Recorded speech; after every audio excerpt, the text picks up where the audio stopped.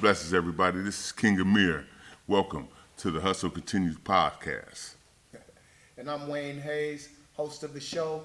San Quinn is not with us at the moment, but we'll catch him on the next episode. In the meantime and in between time, I'd like to welcome to our show an impactful brother in the community that's been doing major things, and he's related to a boss who's no longer with us. We'll talk a little bit more about that later, but right now I just want to get into the illustrious King Amir. How you doing, brother? All right, man, I'm blessed. Peace and blessings to you, big bro. Nice, thank you for having me, man. Absolutely, man. Well, you know, the Hustle Continue podcast, it's about individuals, brands, and influencers who refuse to quit. People who've been through things that show resilience and persistence. And I would consider that to be you. So let's acquaint the people with who's King Amir. Where are you from, my brother?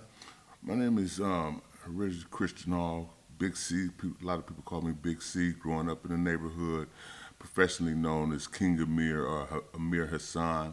I'm from Oakland, California. I was raised in the neighborhood on 23rd in East Oakland called the Murder Doves. Grew up on 96.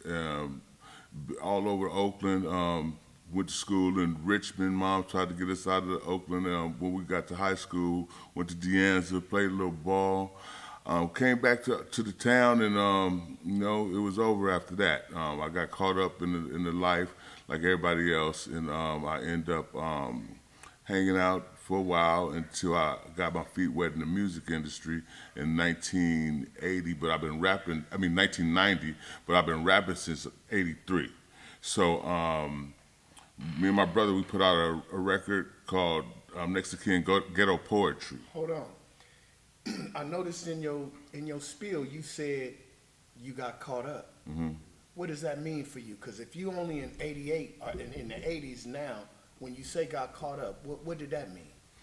Oh, I was in the streets. It was a dope era. It was the influx of crack cocaine. Mm-hmm. So I got caught up in that life. I was we created a turf in the Doves on 25th and Foothill, and we had a long run, like a 20-year run, where back and forth to prison, Santa Rita, moved from the old Santa Rita to the new Santa Rita.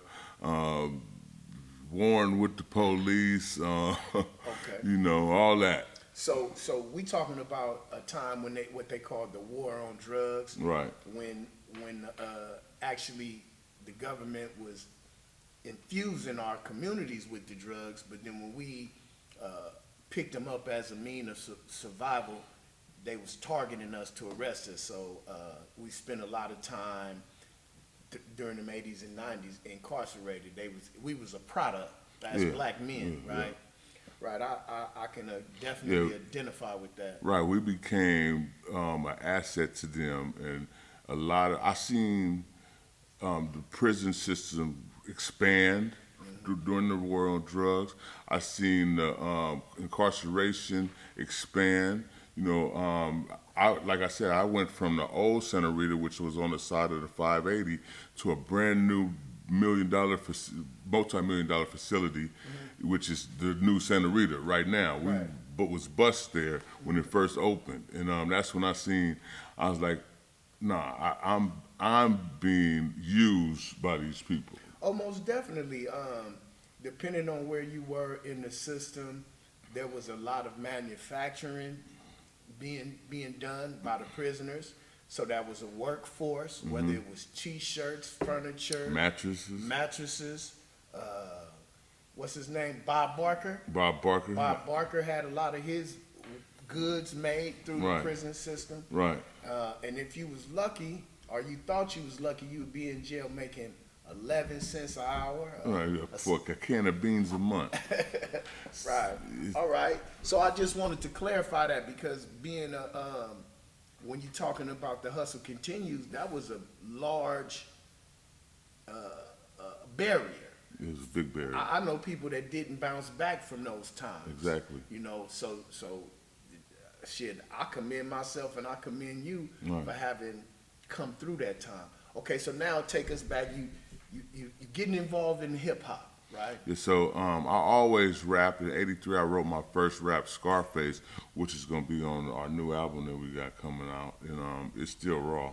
So I wrote my first rap, Scarface, and I used to entertain my family, and I wrote a rap called "I'm the Man." So we was creative and witty with the words, and I can articulate my words, and like nobody else could. So all my brothers start stealing my raps. They go to school and we be battling in the hallway, and I stay my rap. And they say, "Man, Zoe said that rap," but he stole my rap. My cousin Duck, they stealing my rap. So I'm like, okay, that's my thing. People start knowing me for rapping and playing basketball.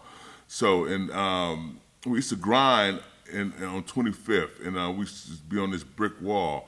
And my partner Big Joan used to always play Tila Rock and Mantronics. And I used to just rap all day to the instrumentals of Get Stupid Fresh and Your Rock and It's Yours. And I just be flowing all day. And the Knox, they be my little friends from my partners from East 24, MT and Tim Lo them, they would come over and like, Big C rap. So I'd be giving concerts while we grinding. And Big John said, "See, if I ever come up, I'm gonna produce you." So Big J ended up coming up, and Zoe had went to prison because Zoe had shot at the police on the block, and he burnt it up. All right, so let us pause right there.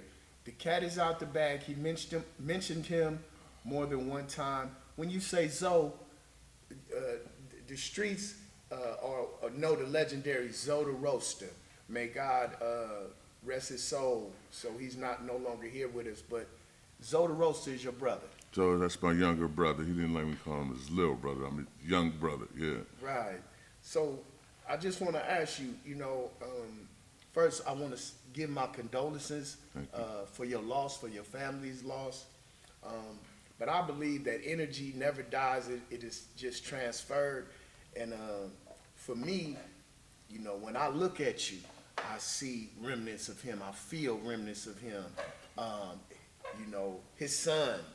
Just the energy and the legacy that you guys have as a unit. But I wanted to ask you, how did it feel to be, as you saw Zoe ascending in some of the space that he was ascending in as an entrepreneur, I don't want to say a gatekeeper, but a conduit for peace and shit like that. How did that feel for you as his brother, his older brother? Oh man, it was a breath of fresh air because, like I said, he had went to jail early for shooting at the police, and Zoe was like us. We raised ourselves as soldiers, so he got in a lot of trouble. Got stabbed in Pelican Bay, was in the level shoot program and all that stuff. So Zoe fought 3 murder cases. So the early life that he lived, it was one reason why I changed mine. I was trying to be an example, like, bro, look, I'm going over here, and you need to be coming over here with me. And so eventually I seen him get it, and we had other older homeboys like Big Kiki, Willie Clay, and my brother Brian Wiggins, and even Mr. Fab. Everybody was working on Zoe to push him in another direction. And when he finally got it, it was like a breath of fresh air, and he started being blessed after that. So it was a tremendous, it was a wonder to see, and it made me really understand that it's a universal force in this world that we need to pay attention to. Absolutely. It seems that God or the universe or whatever, however a person chooses to connect with their higher power, will always take an individual or a circumstance that the majority of people will see like that's the worst of the worst. Right. Or in the Bible they had Paul. Right. But before Paul was Apostle Paul, he was a killer. Right. You know what I'm saying? He was a gangster, right? So, and that's how the universe, that's how God is able to make it. And Moses killed the man. Right. Right. And that's how Allah, God, the universe is able to change the most people. Because when you see that dramatic transformation out of something or someone, then it seems way more possible to do. Yeah, because it happened with me. They used to look at me I was Debo. Oh, here come Big C. And I remember having people upside down by their ankles and I used to rabbit ear people. Yeah. And the karma from that, once I went to prison, and we talked about that earlier, I started studying myself, and I could start studying the books, and I had to hold myself to truth and honesty. You know what I'm saying? And listen to Farrakhan, listen to Warthin Muhammad, listening to these scholars, Napoleon Hill and Lerone Bennett, Naeem Akbar. I had to hold myself to truth, and I asked myself a question, Chris, are you a man? And I was in prison with no license, I didn't have no clue, and I was like, I'm a boy right now. So I had to be honest with myself. I said at 27 years old, I knew what manhood was to me, and I had to acquire that. So I changed I embraced Islam for one, and I start, trying to reinvent myself. Yeah, that's deep, man. I commend you. I definitely can understand that because it's something that I did my damn self. And so moving on with the rap, you formed a group Next to Kin, right? Was that the first group or the first group that you and Enzo participated in, or how did that go about? Well, my first rap partner was a guy, Lee Anthony King, MC Rap. My big homie, Big Henry and Rob Johnson from East Oakland, they took us to Los Angeles and tried to get us a record deal at Capitol Records. We went to the studio in San Francisco. It was one in downtown. High Street? Yeah, we went to Studio D in Sausalito. Oh, yeah. We was recording, and I recorded some of my music, but they were in charge of the artistic direction, and I didn't like it.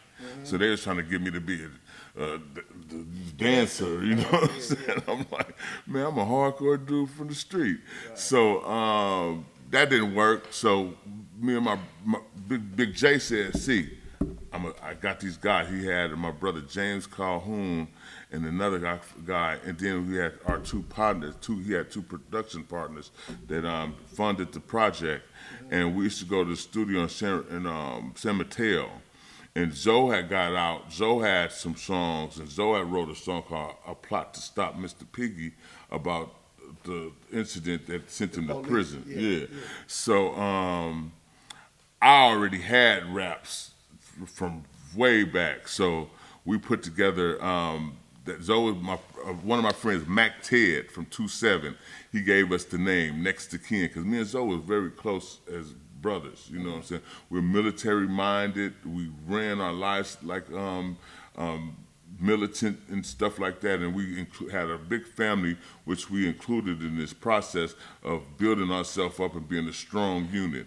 So Next to Kin, Mac Ted gave us that name, and Zoe came home, Big Joe put us in the studio, and we started creating the album. Kiba Conte came and took the picture on 25th. I had a 40 ounce in my hand. I put the 40 ounce down. I had been drinking, had some rocks in my butt cheeks,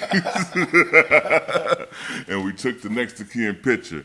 And that's when then we went to UC Berkeley, Hastings Library, and took the inside pictures.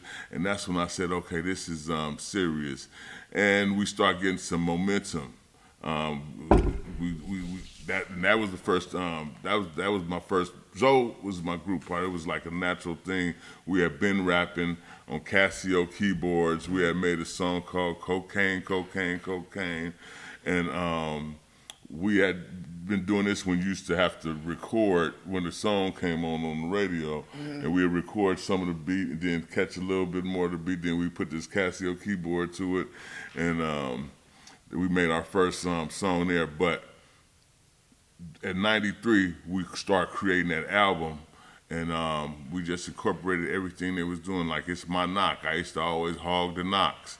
So I made, it's on me.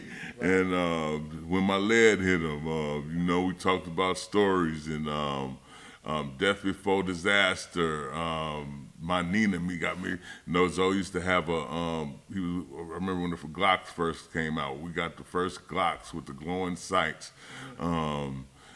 And we just rapped about what we was living back then as young, wild youngsters. That's why the youngsters now, I was saying to Fab the other day, that a lot of the stuff that we did was worse than what the youngsters was doing, because we like took over the whole neighborhood, you know, and held it hostage. But we still made sure that Miss Johnson, when you came out, go clean up her yard and clean up her in front of her house. And don't serve in front of her. Right. You know what I'm saying? So it was still some morals and some principles that was part of the foundation. yeah, don't serve no pregnant woman. You know. Right. Yeah. All that. So, how far did the I don't want to say success, but what was the most that you guys got out of hip hop at that time? Well, we had some momentum, man. We had performed for in San Francisco, and we had got some invitations to come out to Ohio and Chicago and the Midwest. We were getting a lot of radio stations that wanted us to come out there, and we did a lot of performances in the Bay Area and huge turnouts in Vallejo, and that was like one of the, I'll never forget that, because that's when I felt like a star. But Zoe went to prison, went back to jail on a violation. He was messing around with his crew of people, and they got caught up in the murder, and it was a double murder, and it was like a very serious charge. Around what time? What year was this? It's like 94. 94. Okay. Yeah, so Zoe got caught up, and he ended up going to trial, and one of his co-defendants got 200 years. The other co-defendant got 64 years to life, and that kind of slowed our road right there. I ended up going to jail on my birthday that year. I was. Like, I always kept my bundle on my cheeks. And the police, my birthday on New Year's Eve, so I'm celebrating this rolling. If you know about the town on New Year's Eve, it was cranking, so and they looking at me across the street. Yeah. And so they just came in, you gonna get it or we gonna get it, you know? so I ended up going down, and Big John, my producer, then they was like, oh man, you know, they was trying to get us to do, they was calling us to do shows. We was in the Source magazine. We got like 3.5 stars. 3.5 mics. Yeah, 3.5 mics, you know what I'm saying? So I was in West Block, and my partner, Manny Bo, he bring me the Source, like, see, y'all was in the Source magazine. I'm in West Block in San Quentin. And so that, on top of that, that was it for Next to Kin's album. Okay. So fast forward. So we had another stumbling block, because obviously to have momentum mean y'all dropped some music. So y'all had some stuff in stores back in the days. Mm-hmm. Okay, so y'all dropped some music, y'all getting some notoriety, and once again the prison and the war on drugs reels his ugly head. But at the same time, we ain't learned our lesson yet, right? We still, what they say, insane, right? Continuing to do the same thing, expecting a different result is insanity, right? Right. So you fall again, and we can bring it into the 2000s now. So now there is no Next to Kin, and I want you to take a look at your transformation and walk us through who you are, leaving that part behind. Okay, so leaving that part behind, I seen in 1998 that it was over. The street stuff was, I was like, where do we go from here? What's the end game? You know what I'm saying? And I couldn't see no future in it. So I wanted to be a respectable. I was tired of being in people's yards at 6 in the morning, and they coming out going to work, and I'm standing in their yard.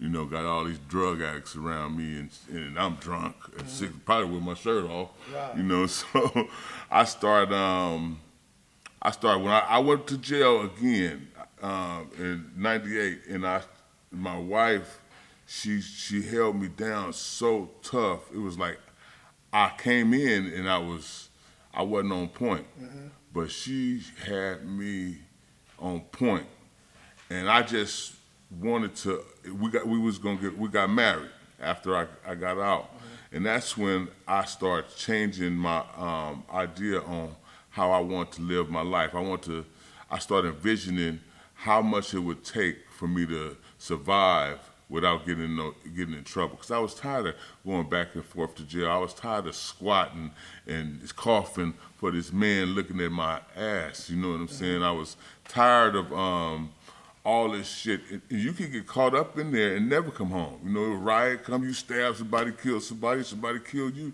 you never come home. I didn't want to live like that.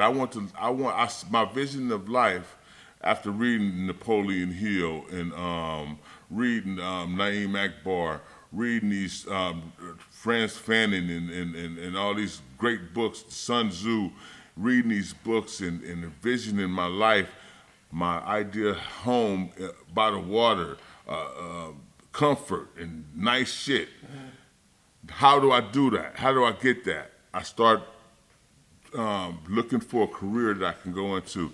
So because I have felonies, I said, okay, I can go into social services. You know, I could go into A nonprofit. Yeah, I could use my lived experience and build my own nonprofit because I know how. After reading those books, I know how to get somebody back. You know, I could bring you back. So I end up coming home, getting married. I bumped my head a couple times because I didn't know. You know, it was hard to change from who I was for shit I was doing since I was 13 years old to at 32. It was hard for me to change, so I had to bump my heads a couple times. I got a couple violations for not going to see my parole officer. Little minors. Yeah, little minor stuff, you know. But eventually, I got a job. My first job with an agency called CalPEP, and it's a black folks, a nonprofit, and we were HIV and AIDS activists, where we rode a big mobile van around Oakland and the Alameda County and Contra Costa County. We did HIV testing, education, and I went from being an outreach worker there to going to San Francisco, being an outreach worker at Tenderloin Health, which was woo!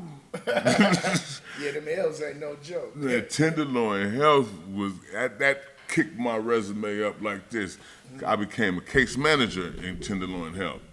And I did a lot of things that made me proud of myself because coming from where I was from, I didn't want to be seen, you know, when I first came in, I didn't want to be around these bums or these dope fiends or these transvestites, you know what I'm saying? But I just I looked at them as people, and I did my job. I said, come to work. I stay in Hayward, come to work, get up 6 in the morning, make it to work on the commute. And I remember when I was in them cells, and I'm doing shit that I'm paying my bills. I got a nice young lady, you know what I'm saying? My life has changed. I don't have to worry about the police. I got off parole. Then I went to the Cemetery Health Department, and that I got sworn in by the sheriff. By then, my record was damn near gone, you know, because of the length of time I had got in trouble. So I was off parole. I'm getting sworn in by the sheriff, Big C, Right. you know what I'm saying? And worked in one of the richest counties in California, San Mateo County. And then, you know, during this time, I always kept a relationship with CalPEP, back and forth with CalPEP. When they say, Chris, we need you to come back. So CalPEP called me, I come back, work with CalPEP, they give me a little bit more money. That was like my family, you know what I'm saying? And I just, it was like 20 years went past, and I had been working in social services. I had been grinding for 20 years previous, but now I had been working in social services for 20 years. And now I work for Abode Housing, and I help a lot of people get off the streets and get their own housing right now. And I just love doing the work. I love helping people and giving back because I feel like my karma is being evened out now. All the stuff I destroyed in the 80s and the 90s, I'm repairing now. Hold it. Pause this one time. What's that? What that look like? 25 minutes.